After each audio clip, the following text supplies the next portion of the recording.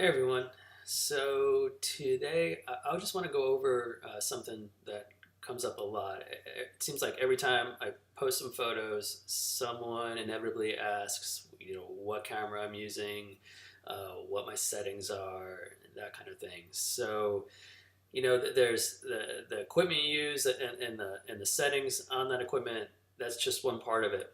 Um, One very important part of the picture here is the software that I use to, quote unquote, develop those photos. I only shoot in RAW. I say that all the time. I don't shoot in JPEG, and there's a good reason for that.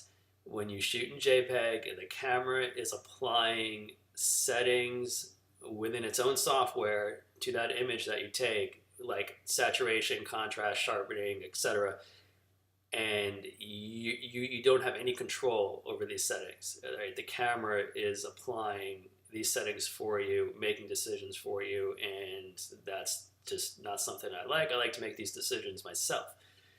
So what I do is I shoot in RAW, and then all images are downloaded to Adobe Lightroom. I love Adobe Lightroom.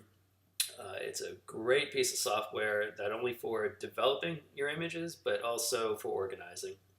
So if you look at the screen here, on the left side, when you have Lightroom open, are these are all my different shoots.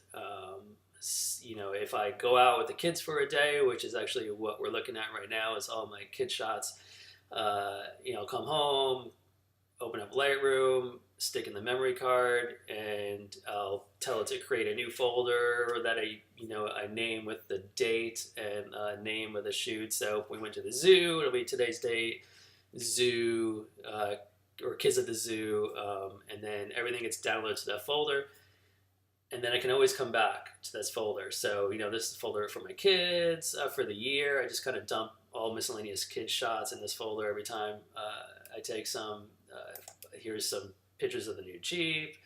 I got some photos of my house that I've been working on. And of course the tank. So right here we can see I've got a 2016 Elos Reef. Every shot I take for the year gets downloaded into this photo. Next year I'll start a new folder. It's just an easy way for me to organize it. You might find a better way. But anyway, what you want to see here today is what I do with the images when I download them. So what I'm going to do here is scroll down along the bottom. They call this the film strip.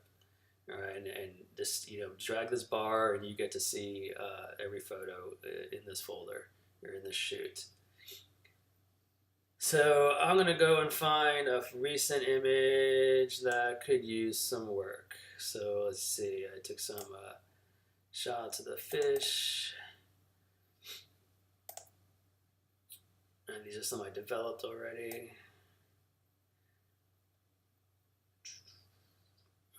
Let's see, here's a good one.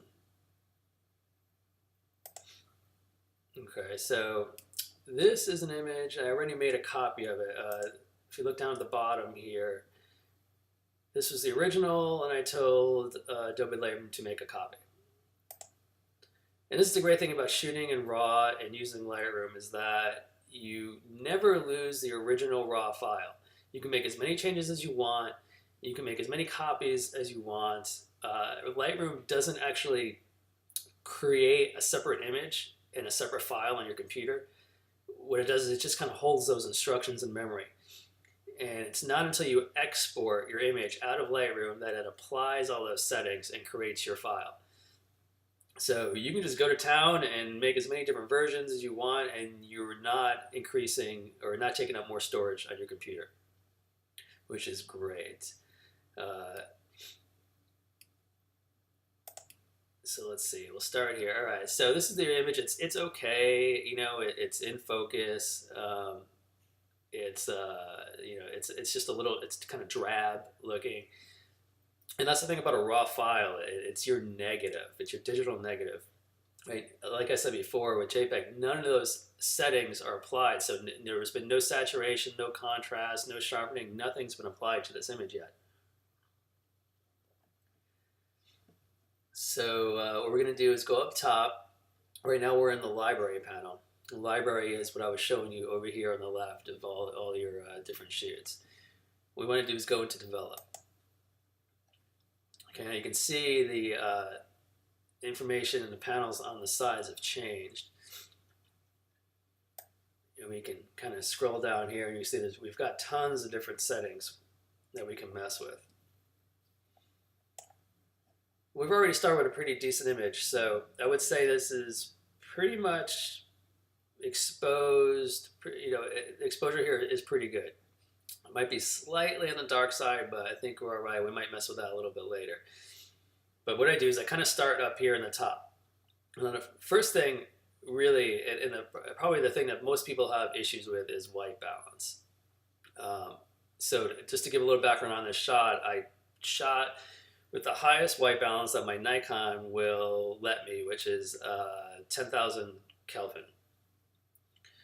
And the lights, I have Radeon G4 Pros. Those were set to more white, probably like around a 14,000 K white balance. Whenever I take shots, I really try to to bring up the white channels on my lights. It just makes things so much easier. It's just, you try to shoot with your lights when they're really blue, and it's just very difficult for the camera to capture what you're seeing. So start more neutral, start with more white. Take the shot with a higher white balance around 10,000 K. Your camera might go up higher to 12,000, 14,000. You can kind of play with it. But as it comes in here, to me, it's still a little too blue. So what I like to do is come over here to the temp slider, and I'm just going to kind of move this so you can see what happens if I go to the left, the image gets more blue. If I bring it to the right, it gets a lot more yellow. So we started with this image around here, and I'm going to take it and give it a little more warmth, a little more yellow. You can see how, especially in the whites, the underneath of the fish, see how when I bring it to the right, it just kind of really warms it up and makes it a little more neutral, less blue. I think that looks all right. Below the temp is a tint slider. This is going to give you a range of an extra color tint over the image between somewhere between green and magenta. For whatever reason, the camera recorded the image and brought it into Lightroom, and then there's a positive 24 on the magenta side.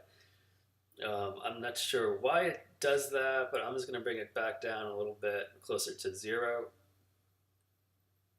Because I really don't want any extra tint either way, so let's just put it right around 0 or close to it. Okay, so there we go. I think the image still looks kind of flat, but color-wise, we're pretty much there. So the next thing I like to do is come down a little bit further to clarity. Clarity is kind of your contrast, but more in the mid-range. So you see, if I bring it all the way to the left, the image just kind of gets real soft looking. And if I bring it way up here, it's just really kind of more dark and contrasty, and there's more structure to it. So I just like to add just a little bit, maybe around 20, 25. It kind of depends on the image. And then down below that, it kind of, obvious, everybody knows what saturation does. So I always give the image a little boost. Sometimes it's only about 10. Maybe a little more. Just kind of play with it until I get something that I think looks like what I'm seeing when I look at the tank.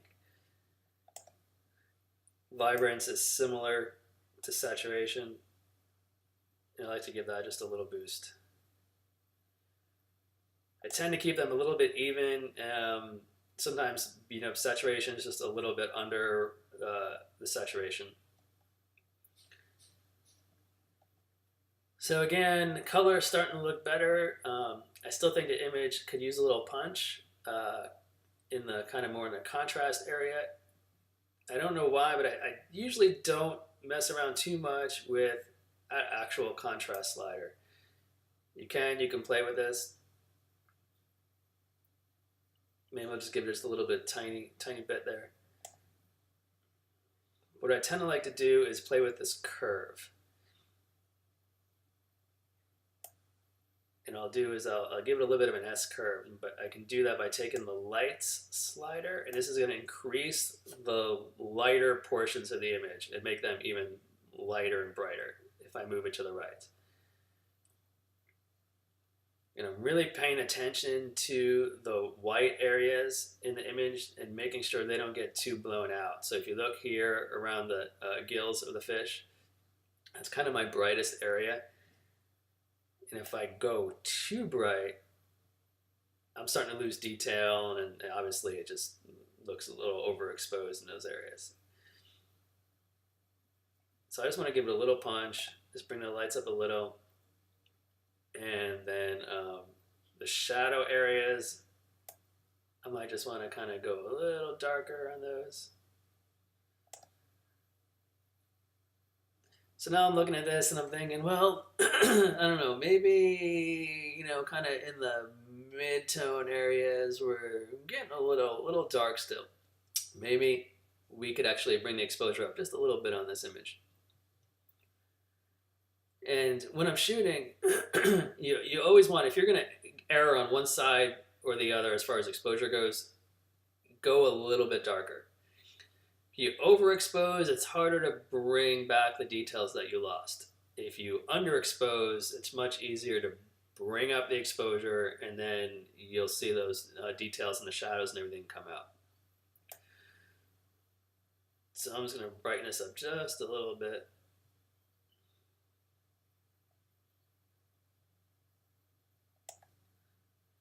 All right. So let's go back here. Let's look at the original image. I come back down to the film roll down here, and I can click on that original copy, and you can see that what a difference we've made already. See how dull it looked before, and this is how bright it is. Now, something else that the Lightroom does, which is nice, is it has settings for many lenses that are out there.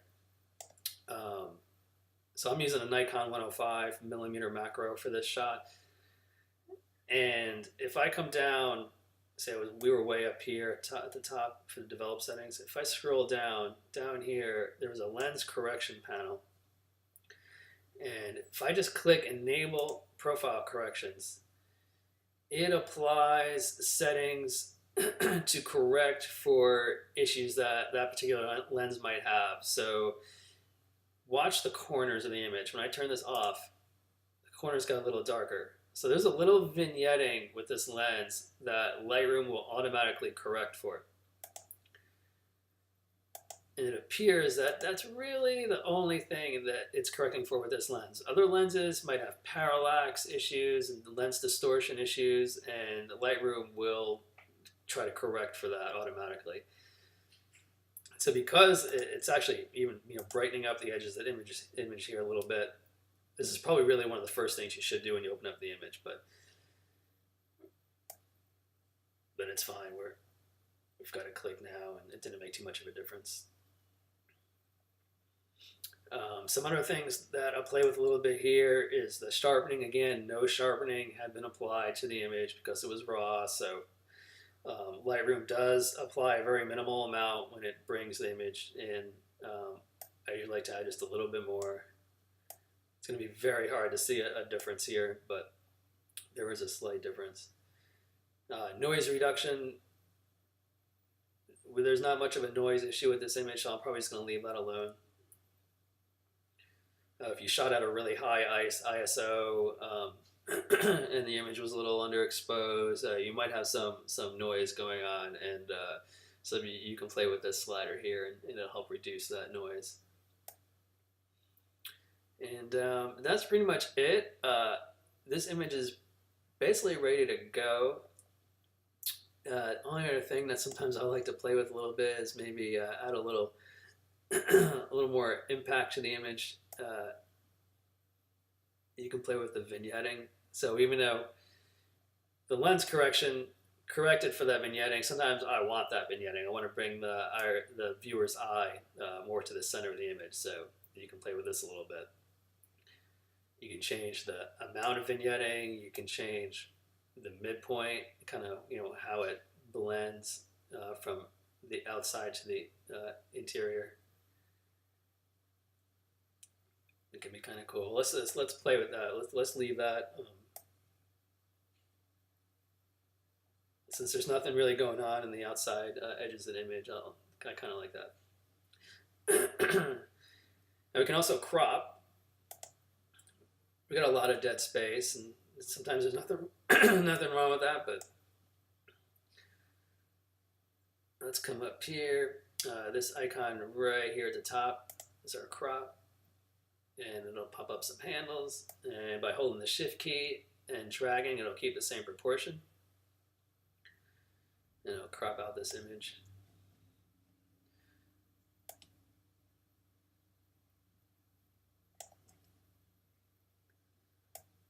And I think that looks kind of nice. And then by just double clicking, it'll apply those settings.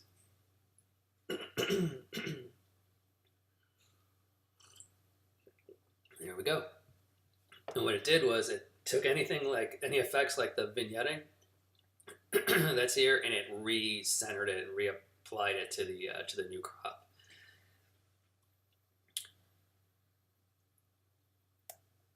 Now, if I really wanted to kind of get into the details here, and I don't know, let's say I thought there was, I don't know, too much magenta in the reds, and I wanted, you know, this is looking a little too pink to me, and I want to warm it up and bring more yellow in. There's a panel right here that lets you play with the colors. And I can selectively choose, say, just the reds, and I can change the saturation. I can change the actual color. I can change the luminance, which is, you know, dark to light. So in this case, let's play around so I can show you. Let's take the reds, and I'm going to make the reds more yellow. And you can see where it's doing this is it's picking up what it considers red right more around the edges of the yellow stripe. And it's not quite what I want to do. So what I'm going to do is come down to the bottom where it's magenta, and I'm going to change the magenta. Let's go more red. You can see how that's adding a little more red, less of that kind of purple pink.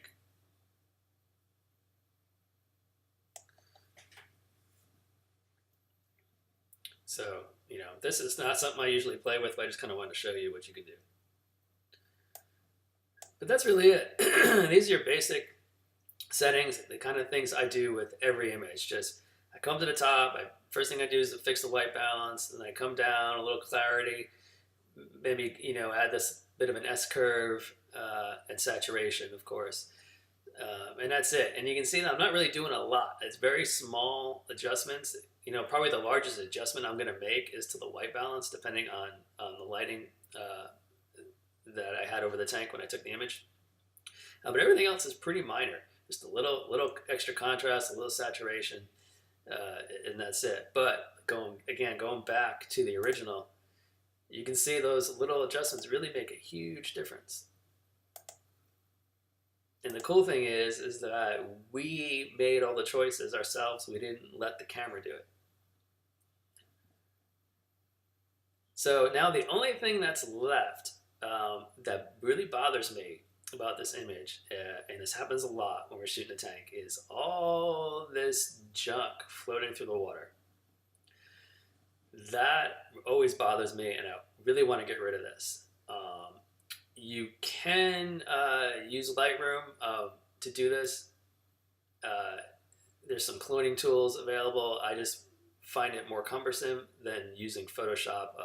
I've used Photoshop for 25 years now, so I'm just used to it, and that's the way I like to work. So what I'm going to do is export this image. And I already have it set up to drop the image into that same folder for the tank, and it's going to automatically open this in Photoshop. Now it's telling me this file already exists because I already did create this file, so I'm going to say use the unique name. It's going to create a second image. But I really want to show you this because this is one of the things that really makes a big difference in the images and really cleans it up.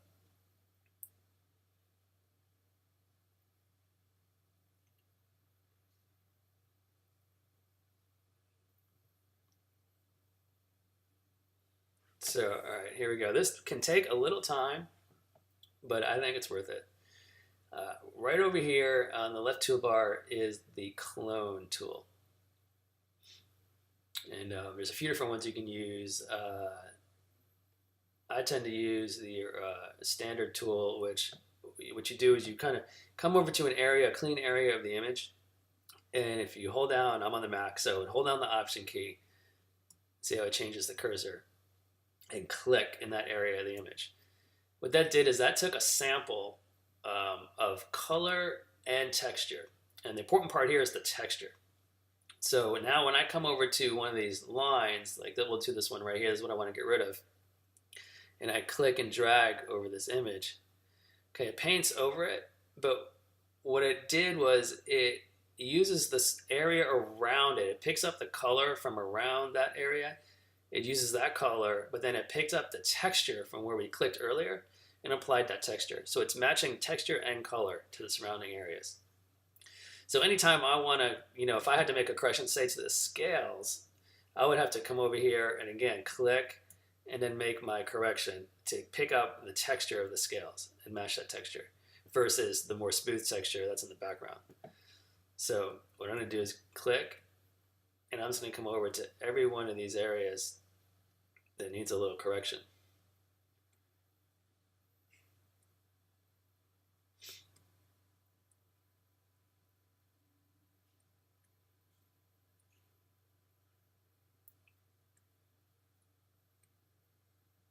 You can see this is already looking a lot better.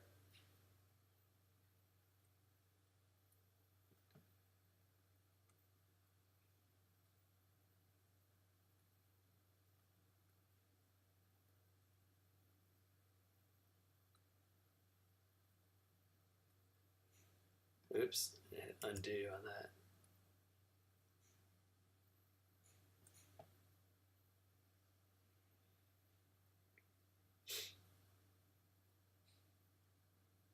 Let's go back. Okay. So click, and then kind of erase or clone out these areas.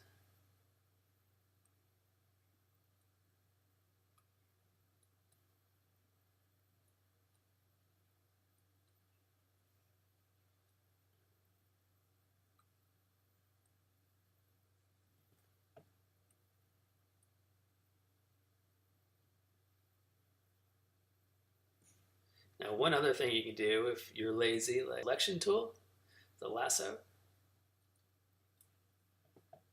And what you can do is I'll trace around the image of the fish. This is kind of an interesting little trick. Okay, so I've just got a quick selection of the fish. This is the area I do not want to affect.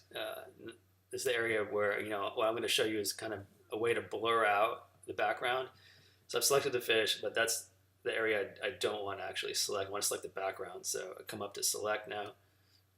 I just say inverse. Okay, so now it's got the whole background selected. When I apply this effect, I don't want there to be a sharp transition from the effect area to the non-effect area. So if I come under select and I say modify and feather, this is going to kind of blur this line. Okay, so say I'm going to blur it about 25 pixels worth. I don't want to blur it too much and then get into the actual fish area. So just kind of want to blur the transition area. And if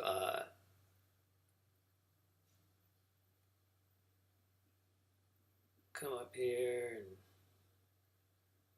want to hide that selection, I'll just hit Command H so we can see.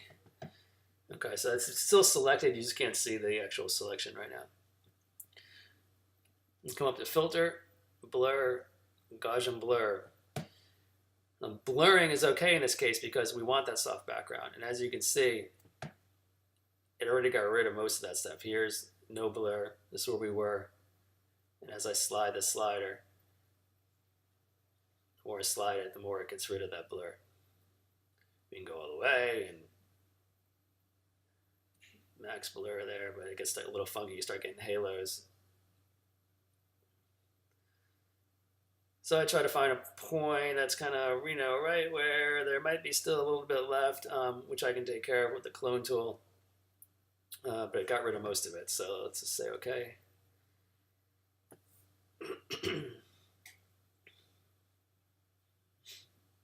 And I might even want to leave some of those, but let's see.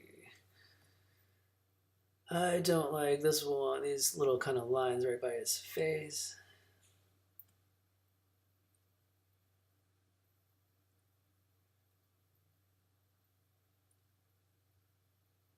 Oh, we still have that selection.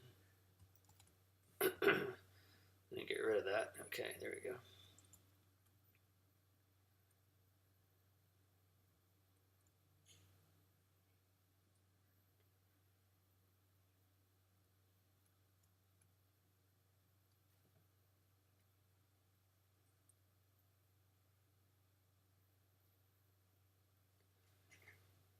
Okay, and then we'll get rid of this one back here by the tail. And I'll leave a few of the other ones. And that's it. So at this point, image is done. I might go ahead and add the watermark that I like to add to my images here in Photoshop. And then I just export it or save it out of Photoshop as a JPEG and post it online. So I hope that gave you some idea of what I do with the images. It is more than just the camera and the camera settings. Lightroom really lets you take the image, give it your own personal touch, and just take it to its full potential, and you get to choose the settings. You get to make it look the way you see it in real life. You're not relying on the camera, and this is really how you get the most out of your images. I wish I could say it was easy as just choosing the right aperture and the right shutter speed on the camera, but with our tanks, man, that lighting is a killer. It really is hard to get the right white balance in camera. Anyway, I hope this helps and answer some questions. And please feel free to ask more. I'd be more than happy to do more videos. Some that are more focused, or even if it's just created too many questions, I'd be happy to redo it and include whatever suggestions you guys might have. All right, thanks a bunch. I appreciate you watching, and I will see you on the forums.